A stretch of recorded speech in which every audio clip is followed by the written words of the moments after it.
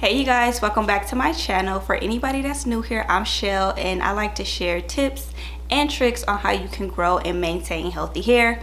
So today's topic is going to be all about hair growth. We are going to be talking about a lot of the reasons why I see people hair not growing and why they hit a plateau and why they may be struggling. So the first reason is that your hair is deprived of moisture. You want to make sure you have a hydrating and moisturizing routine, and you want to make sure you're doing both. So the difference between hydration and moisture is that hydration is the process of using humectants and proteins, which helps improve the absorption of water into our hair strands, which improves the ability for our hair to lock in that moisture. And so what moisture is that you using oils, butters to seal the hair and lock in that moisture. You want to make sure that you are using the correct products that are going to moisturize and hydrate your hair. So an example of hydrating your hair is using a deep conditioner, because deep conditioners penetrate the hair strand. And an example of moisture is using a leave-in conditioner, and then on top of that using an oil to lock in that moisture. So number two is excessively wetting,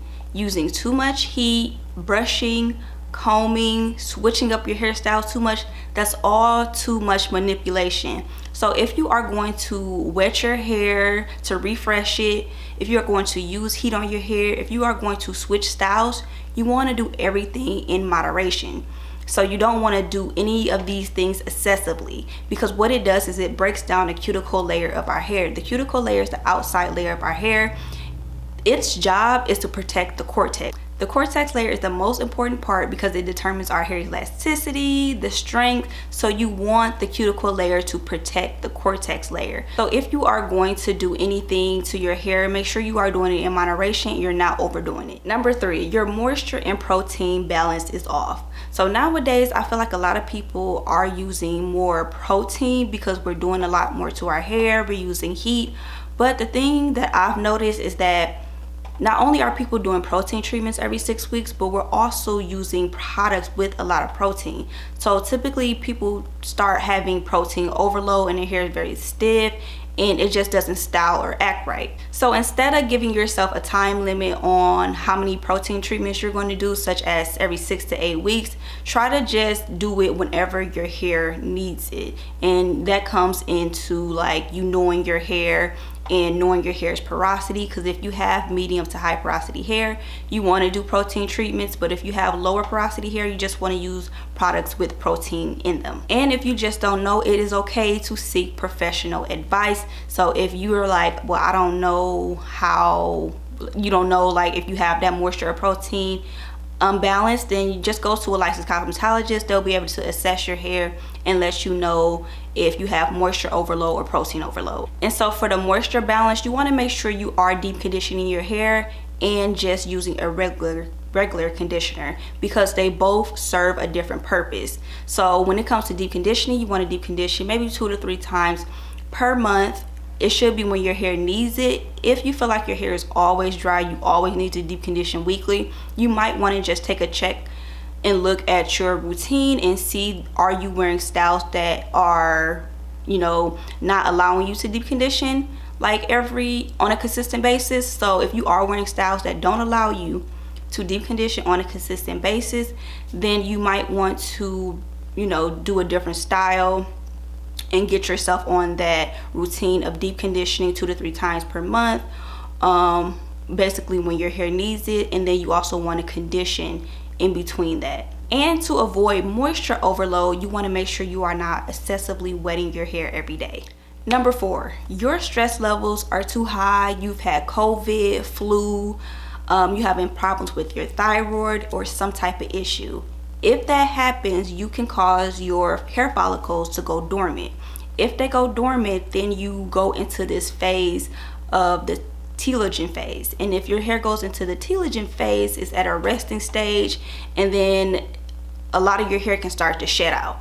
So you don't want to prolong your telogen phase. You want your hair to go into the regular phases that they typically would go in, which is anagen, catagen, telogen phase. So you want it to go through all 3 of those phases, which is normal.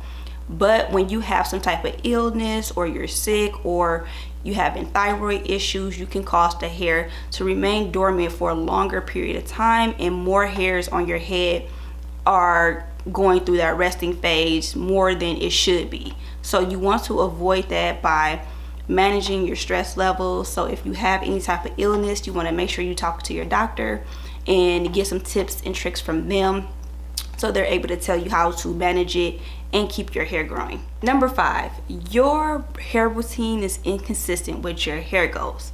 So I know a lot of people are like, yeah, I want to grow my hair, but the number one thing that I've noticed people slack on is trims. Like, trims help you retain length, because once you start to get those split ends, you don't want it to keep traveling up the hair shaft. So you want to be consistent with your trims, and a lot of people ignore this. You want to put yourself on a trim schedule with your stylist, so they are able to cut out any damage that you have.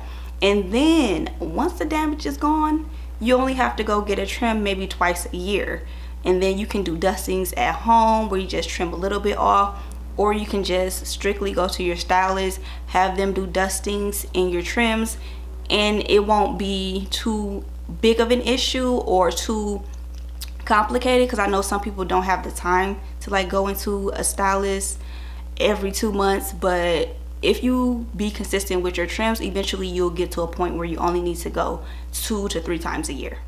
Number 6, you need scalp circulation, and you also need some type of massage tool on the scalp frequently to lift dead skin cells, debris, and all that product buildup off your scalp. So you want to make sure that you are cleansing your scalp. You want to make sure that you are using a growth oil. Growth oils are really good for promoting hair growth.